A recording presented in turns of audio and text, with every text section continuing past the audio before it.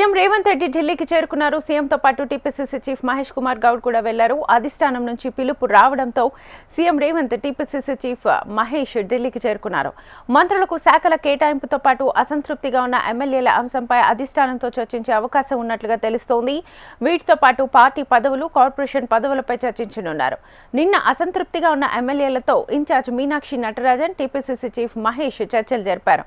అయితే పార్టీలో ఉన్న నామినేటెడ్ పదవులు, పలు కార్పొరేషన్ పదవులను ఆయా అసంతృప్త నేతలకు కేటాయించేందుకు ఉన్న సాధ్యాసాధ్యాలపై చర్చించనున్నారు.